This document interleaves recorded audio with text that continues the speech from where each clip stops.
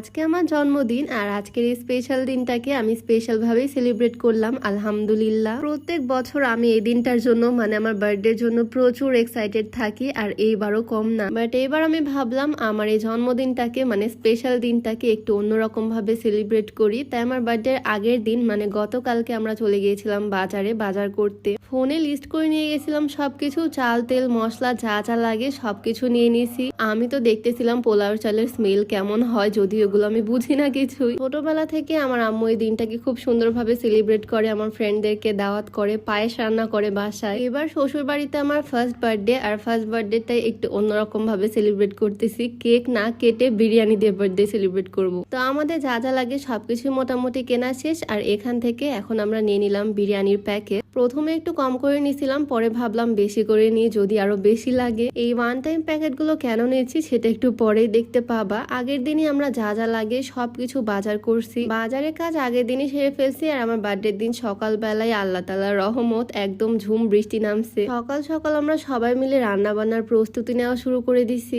এতগুলো খাবার আর একে আজকে জুম্মার দিন, তাই নামাজের আগে সবকিছু সকাল সকাল কমপ্লিট করতে হবে। ভোরবেলা আজকে সবাই উঠছি, ফজরের পরে সবকিছু শুরু করে দিছি কাজ। বিরিয়ানি রান্নারই পূর্ব প্রস্তুতি চলতেছে। এখানে মুরগির মাংস দিয়ে বিরিয়ানি রান্না করা হবে। এই ধরনের বিরিয়ানি আমার নিজের কাছে অনেক ভালো লাগে, আর যখন একসাথে অনেক রান্না করা হয় আমার মনে হয় তখন টেস্টটাই বেড়ে যায়। অনেক সুন্দর স্মেল আসতেছে, আর কি সুন্দর হয়েছে দেখো, দেখতেই ভালো লাগতেছে। যেহেতু অনেক চালের বিরিয়ানি রান্না করা হবে আর এত বড় পাত্রে বাসায় রান্না করা সম্ভব না, তাই দুইবারে রান্না করা হচ্ছে। প্রথমে একটা সসপ্যানে রান্না করে নিল, আর পরে আর একটা বড় পাতিলে রান্না করা হচ্ছে বিরিয়ানি। সকাল সকালে আমাদের বড় বড় দুই পাত্র ভর্তি বিরিয়ানি রেডি। আর এখন আমরা সবাই মিলে এগুলোকে প্যাকেট করব। বাসার সবাই মিলে কাজ ভাগাভাগি করে নিছি। আমার হাজবেন্ড আর ননদিনী এদিকে প্যাকেট গুলোকে রেডি করতেছে, লেবু শসা সবকিছু দিয়ে দিচ্ছে প্যাকেট গুলোতে। সবাই মিলে একসাথে কাজ করলে অনেক তাড়াতাড়ি হয়ে যায়, তাই না? আমরা সকাল 11টার আগে সবগুলো কাজ কমপ্লিট করে একদম প্যাকেট করে ফেলছি। আর এগুলোকে বড় বড় ব্যাগের মধ্যে ভরা হচ্ছে যাতে নিয়ে যেতে সুবিধা হয়। আজকে যেহেতু জুম্মার দিন, তাই নামাজের আগে আমরা এগুলো নিয়ে বের হয়ে পড়লাম। 4 ব্যাগ হয়েছে।